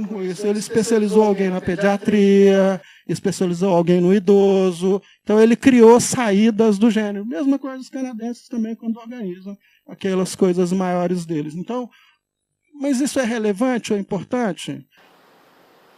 O nacional caminhou para essa forma que a gente tem. Hoje eu proporia aquilo de gente, não, porque o mundo mudou, está diferente, hoje a gente já tem densidade em saúde da família. Né? Bom, mas voltando, se você resolver organizar no município outra forma de nível, existem várias, né? E provavelmente para alguns municípios outras formas seriam melhores, mas aí a questão financeira mesmo te limita. Na outra questão dos questionamentos legais te limitam no privado, e aqui no público a questão legal. Legal, você pode fazer assim, um sistema baseado no clínico, e até de aumentar ou ampliar e tal, ou no mas para isso você não vai ter dinheiro. A nossa margem também para trabalhar modelos é relativamente estreita, é relativamente pequena. Por causa disso, nós temos um processo também político das instituições e que tem caminhos que vão ser tomados. Então, você tem isso. Mas você tem outras questões que são fundamentais na atenção primária. Né? Tanto para os privados como para o público também, que de alguma forma você tem que pensar em como organizar. Tem pontos especiais. Um ponto super especial é a ideia de saúde mental. Né? O mental, né, hoje, de cada 10 pessoas que vão para a atenção primária, evidências também, na opinião do professor Ivan, evidências. De cada 10, próximo de 6, tem alguma coisa do mental junto. 30% o mental está sozinho e uns outros 30% o mental está junto com outras coisas, está junto com a hipertensão, com o diabetes, com outro problema clínico. Então, como é que nós vamos organizar a atenção ao mental? Né? E aí você tem vários modelos de experimento disso também. Uma população de exceção, isso também tem evidências a respeito disso. Claro que boa parte do pessoal do mental fala assim, vamos organizar também tudo pelo mental lá nessa área, equipes mentais que vão ter acesso direto para isso, o problema é peculiar, é diferente e tal. E tem outro pessoal que fala assim, olha, se é frequente, vamos ter as nossas equipes, ou as nossas equipes do PSF, ou qualquer outra forma de gatekeep, eles vão atender uma parte substantiva e o mental vai ser uma referência para eles. E aí temos várias formas de organização disso. Mas é um problema crítico para vocês decidirem nos municípios o que fazer ou não. E nós temos, claro, as opiniões nossas ou das autoridades são sempre importantes, né? Isso fruto também de questões, mas isso, sem dúvida nenhuma, afeta muito como você vai organizar a atenção primária no seu município. Né? Isso vale para o privado também. O privado também tem essa dificuldade do que fazer, como organizar o primeiro acesso, né, do pessoal que tem essa demanda, populações especiais, vamos dizer assim. Nós temos outros tipos de populações, né, que também, né, a gente precisa, o enquadramento habitual precisa de alguma forma ser trabalhada para que eles tenham acesso no primário. Tem vários outros temas, eu vou deixar para alguns deles falarem algumas possibilidades depois, mas certamente isso é uma questão importante. Sobre algumas coisas é possível trabalhar e sobre outras as nossas margens são mais estreitas. Sistemas de gatekeeper é tudo tratado no mesmo plano. Então, não tem sem né, gatekeeper, tudo tratado no mesmo plano. Então, o acesso ao especializado é igual o acesso ao gatekeeper, ao que seria. Né? Então, aí é diferente. Dado que nós temos isso, e esse é um dos maiores problemas brasileiros, eu tenho certeza que no município, na região que vocês trabalham, né, ninguém demora 6 meses para chegar no neurologista, 9 meses, 1 ano. Eu tenho certeza, eu conheço o Ceará, gosto muito aqui, venho muito aqui, eu tenho certeza que aqui isso não acontece. Mas lá no meu estado, lá para o sul, em São Paulo dele, lá em Minas Gerais e tal, é 9 meses, é 1 ano, é mais tempo para trabalhar essas coisas. Costuma ser mais demorado. Então lá é isso, eu tenho certeza que aqui não é. Mas olha só, mas você também tem, aqui você tem uma margem boa de intervenção, né? Mas o pessoal não põe na pauta, mas você tem uma margem boa de intervenção, por quê? Se você está trabalhando com o sistema de gatekeeper, né, você tem que fazer uma interação entre esse leque dos especialistas e o gatekeeper. Né, fazer aqueles acordos, olha, você sabe esse pessoal que você manda automaticamente para cá, só que ele falou que tem dor de cabeça? Vamos conversar aqui um pouco. Então, tem formas de gestão dessa interação, que é essa. E aí a questão mais fundamental, mais eficiente mesmo, é quem cuida do paciente. Se ficar o especialista como o cuidador direto, né, o cuidador direto ele vai se ocupar de um número pequeno de pacientes e não vai ter mais como apoiar o pessoal das outras áreas. Mas então essa inter-relação, você tem várias formas de trabalhar. E você também tem várias evidências que são a favor de um jeito ou de outro de fazer isso. E aí também tem diferenças no tipo de especialidades. E tem experimentos interessantes que vocês podem trabalhar também, que às vezes não se difundem, mas que ajudariam muito a impactar nesses 9 meses, 6 meses. Né? Então, se você vai trabalhar o especialista como consultor do generalista, né, aí o tipo de relação vai ser diferente. Você precisa estabelecer alguma relação entre eles que seja diferente desse negócio de eu botar o nome de alguém aqui, ele entrar num sistema informatizado, roda aqui, você foi premiado com a consulta com o neurologista lá em tal lugar. Ou seja, nós é que acostumamos com esse negócio, mas que ele é surreal, e ele é surreal. Claro que a gente acostuma com uma coisa, mas isso é literalmente surreal. Né?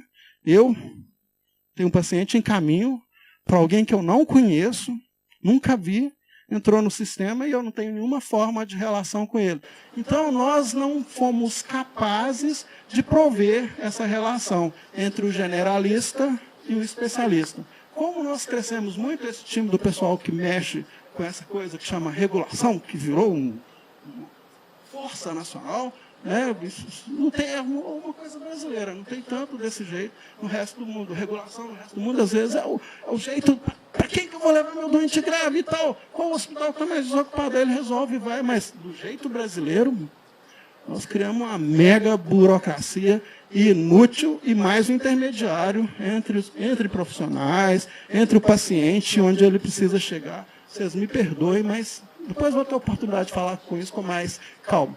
Mas aqui também, nessa relação de especialistas e exames, você tem muito trabalho, muita margem para você fazer a gestão nos seus serviços. E aí nós temos também aqui um outro caso nacional super interessante. Eu acho que é quase um caso planetário, que eu acho que esse é um bom experimento.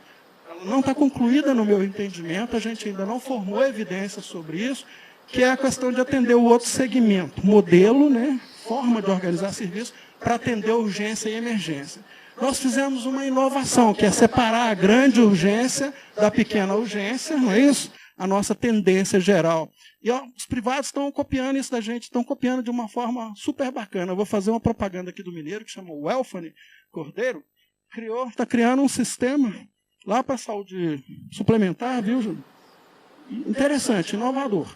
Levando essa ideia do SUS para a saúde, também de ter um pronto atendimento, ao invés do hospital ser o suporte, né? Lá na saúde suplementar, quase todas as emergências vão para o hospital. Aliás, não só as emergências, as outras. Então, essa ideia de separar a grande urgência da pequena urgência é um case brasileiro que pode vir a ser muito interessante. Elas têm dinâmicas diferentes. Né? O atendimento da pequena urgência, da grande urgência, tem dinâmicas muito diferentes. Então, nós estamos... vira uma questão de aprendizagem para a gente, né? Ou seja, o que é melhor? Separar a pequena urgência da grande urgência, né? Ou continuar atendendo pequenas e grandes urgências em hospital. Então, nós estamos tendo oportunidade disso no Brasil. Nós temos também que organizar no hospital, né, o acesso ao hospital. Né? Como é que a gente chega no hospital quando a gente precisa dele. Né? Propaganda, propaganda é permitida aqui, eu vi comercial ali, então eu vou fazer propaganda do meu livro, viu? Fiz um livro sobre os hospitais no Brasil, foi fruto lá da minha tese de doutorado, né? Onde eu estudei essa questão, como é que o parque hospitalar brasileiro está se comportando, para onde que ele está indo, né? O que está crescendo, o que está diminuindo. Ele foi lá na minha banca, deu um monte de conselhos, o Gonçalo, do mestrado. do doutorado, ele foi nas duas, me deu um monte de conselho, aí a gente estudou essa questão dos hospitais. No Brasil, essa questão dos hospitais ela também ficou umbilicalmente ligada com essa questão da regulação. Não é isso? Por quê? Dado que eu tenho vários pontos de atendimento e o hospital, ou os hospitais, no plural, tem que ser referências para eles, aí eu criei a ideia de ter uma regulação que era como eu mando um paciente que está num determinado lugar para um determinado hospital. Na verdade, isso surgiu como uma ideia modesta. Os hospitais públicos tinham dificuldade de internar os pacientes nos seus próprios hospitais e aí ficavam procurando vagas em outros hospitais. Aí isso foi crescendo. Aí esse pessoal da regulação falou assim, olha, o único jeito de resolver esse negócio é vocês botar os leitos todos aqui sob o meu controle e aí eu interno o paciente. Eu até hoje não acredito como a gente concordou com uma bobagem dessa. Até hoje eu fico sem acreditar como a gente concordou com esse tipo de coisa. Isso não é razoável. A gente tem que fazer conexão dos hospitais entre os serviços, esse tipo de coisa. É que eles acreditavam que se eu substituísse a ideia de regulação pela ideia de regulador, eu ficaria mais poderoso. Mas nós temos uma longa discussão sobre isso. Mas aqui nós temos a questão do acesso aos hospitais, que também é variado, né? E é complexo. Isso também muda o custo do sistema. A mesma pessoa gripada que eu atender no centro de saúde, que eu atender na UPA e que eu atender no hospital, vai custar 5 ali, vai custar 15 aqui e vai custar 50 aqui no hospital. Correto? Então, essa ideia da regulação do acesso ao hospital, de eu colocar o hospital no sistema, na rede e acertar, não é uma coisa só dos públicos. Os privados também estão começando e vão trabalhar para fazer isso. É imprescindível que eles façam com um mecanismo de eficiência, de custar menos sem prejudicar a assistência à população. Então, essa ideia de que você tem acesso direto ao hospital, ela também está naquele outro time, onde o sistema fica mais caro por causa disso. Por quê? Porque para a pessoa que eu atendi lá no hospital, com qualquer problema, aquele custo dele todo, mesmo da escala todo que tem lá, da lavanderia, vai chegar nessa pessoa, vai atravessar para ele. Então, esse é um processo que a gente tem complexo para fazer, e no caso brasileiro, né, a gente tem muitas questões para discutir, né? A questão do hospital pequeno versus o hospital grande, né? E 95, 98 entre 6 sanitaristas falam mal dos hospitais pequenos, correto? Falam mal dos hospitais pequenos como parte do sistema de saúde, que o hospital pequeno, melhor para ele era não existir, não ter como, não tem jeito. Mas isso é uma visão muito estreita do que é hospital, correto? E de imaginar ainda que um hospital é para funcionar sozinho e isolado. Eu vou deixar escrito para vocês aqui, contrariando os 99 entre 100 sanitarias, que o hospital pequeno ele é extremamente necessário no Brasil. E não é só extremamente necessário no Brasil. Ele é necessário na China, ele é necessário nos Estados Unidos. E, se vocês acham que aqui que tem hospital pequeno, na China e nos Estados Unidos tem hospital pequeno que não acaba mais. Em vários outros lugares. Por quê? Porque nós temos que pensar que o sistema de saúde não é separado da vida das pessoas. E o município brasileiro é pequeno. Não são o número de municípios brasileiros que tem mais de 200 mil habitantes é mais ou menos isso, 200. Então, o hospital, o sistema, tem essa questão. É uma questão complexa que nós precisamos discutir, mas o que é fundamental aí, mas você tem alternativas também que não sejam a extinção, ou que não seja esse programa burocrático que o Ministério criou. Qual que é o programa burocrático que o Ministério criou? O hospital tinha 33 leitos e usava 16. Mas, olha, o hospital pequeno nós queremos matar. Então, só funciona o hospital de 50 leitos. Aí ele passou para 50 leitos, e aí, ao invés dele ficar com 16 vazio, ele ficou com 34. Com 40, então, ficou menos econômico. Claro, tem irracionalidades na nossa política, nós precisamos trabalhar. Mas, assim, aqui ou em qualquer lugar, o hospital não é só lugar de assistir. está no imaginário da população, a gente tem que respeitar a população também. E é equívoco a gente pensar que quem entende de sistema, ou deveria, para isso nós temos que respeitar a vontade da população também. Tira um hospitalzinho de uma cidade pequena, aquilo é uma dor no coração do pessoal que vocês não imaginam. Nasceram ali na maternidade, isso tem que ser respeitado. Então esse nosso, digamos assim, pseudo-tecnicismo, porque um hospital só tem escala.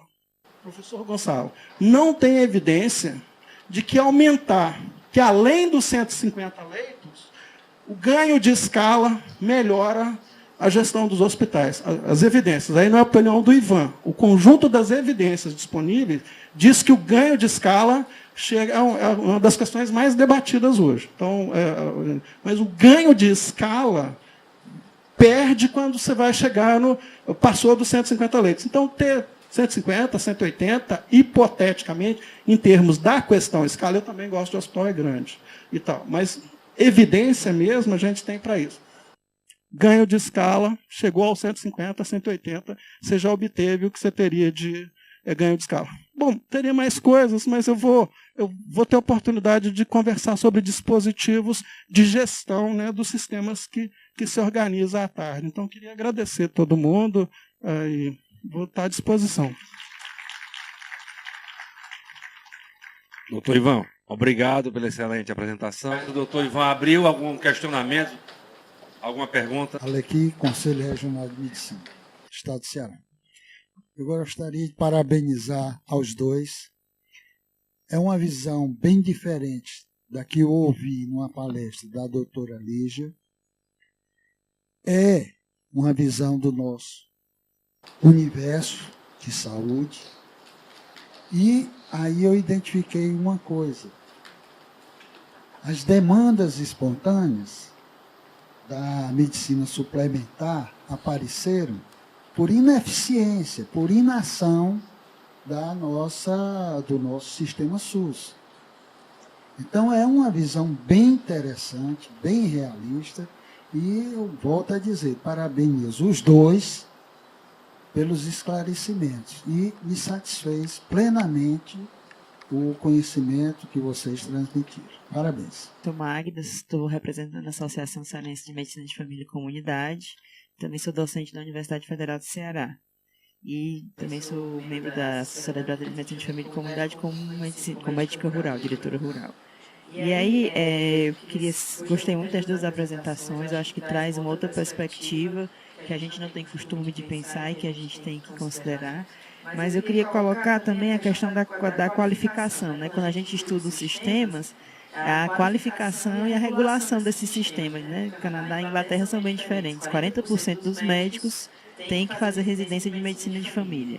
Então, a atenção é uma outra atenção que não é a atenção aqui do Brasil. A gente escolhe um outro caminho, onde a gente não regula a vaga de especialista, né? Então, a gente não trabalha com demanda das necessidades de saúde. Se a gente pegar, inclusive, a Austrália, eles têm uma projeção para 2026, com a demanda deles para a especialidade. Então, a gente não trabalha com essa regulação e nem com a qualificação da mão de obra que trabalha como gatekeeper aqui no Brasil. Então, a gente não pode falar que o médico é médico de família, né? A gente trabalha com generalistas que não são capacitados, não fizeram residência, que é bem diferente de você trabalhar com um médico que fez residência em medicina de família. Então, eu acho muito difícil a gente querer comparar o gatekeeper de lá com o gatekeeper daqui, né? São duas realidades diferentes e queria colocar isso, né? Essa questão da qualificação e da regulação para as especialidades e como é que vocês veem isso, nessa crítica que vocês fizeram. Eu acho que esse é um dos temas que nós, de alguma forma, entramos muito tarde nele, né? Porque quem regula, na verdade, o exercício da especialidade no Brasil? Primeiro, nós não temos uma lei, né, que regule o exercício da especialidade. Do ponto de vista legal mesmo, né, se alguém se formou em medicina, né, ele pode desde suturar dura mater até fazer psicanálise no consultório. Nós não temos lei, arcabouço legal, nós não temos. É claro que ele não pode fazer isso, mas arcabouço legal impeditivo não temos. Mas aí o que aconteceu também com a formação médica brasileira? Ela ficou entregue à titulação às sociedades de especialidade, correto? Às sociedades de especialidade. E aí, claro que elas ouviram pelo lado delas, e vai ser assim, é natural que seja assim. E o Estado nunca pegou isso para valer. Ele vem ameaçando interferir nisso, né? Ou vem tentando trabalhar esse perfil de formação é de relativamente poucos anos para cá. Ser eficiente nisso, né, determinar mesmo, caminhar, relativamente pouco tempo para cá. Mas essa questão também, os países, eles começaram também desse jeito e foram, ao longo do tempo, se classificando. Nós somos muito jovens ainda na ideia, nós temos terreno para andar ainda, então eu acho que nossas equipes vão se qualificar progressivamente também. Então, e a gente tem evoluído muito nesse sentido, tem melhorado, eu acho que esse trabalho. E na medicina de família mesmo, também a gente tem que lembrar que não é só medicina, aqui nós temos uma peculiaridade, não é só medicina de família. Nós temos medicina de família, nós temos enfermagem de família, odontologia, aqui nosso perfil é de equipe. Né? É de equipe, que aumenta o gasto também, viu, pessoal? Isso é terrível, nós nunca pensamos para pensar nesse negócio. Mas, às vezes a gente fica parecendo que a gente não defende a atenção primária, mas a gente defende radicalmente. Eu montei o Saúde da Família de Belo Horizonte, correto? 458 equipes em 2 anos e tal. Então, mas a gente tem que parar e pensar também, economicamente, isso que o Gonçalo fala para a gente não deixar de fazer o tempo todo. Claro que não acontece com o centro de saúde de vocês, mas lá nos nossos, lá em Minas Gerais, quase 100% da demanda é para 2 coisas. 90 e tantos, 92 mais ou menos. É para vacina e para consulta. Eu tenho 50 profissionais no centro de saúde. Desses 50 profissionais, às vezes 5, 7 ou 8 são para fazer essa coisa. Então, isso que a gente também discursivamente, é legal, defendo isso, né? Ou seja, precisa do trabalho multidisciplinar, transdisciplinar e tudo isso, nós temos que entender que isso custa também para o nosso sistema. Não é à toa que o médico inglês fica lá solitário, lá na nursezinha dele, e às vezes tem, ou o canadense, tem um técnico ou um apoiador para 4 ou 5 médicos, e nós temos 45, 50 pessoas para 4 ou 5 médicos. Nós temos que parar e reabrir essa questão, porque isso também custa e é a população que paga isso.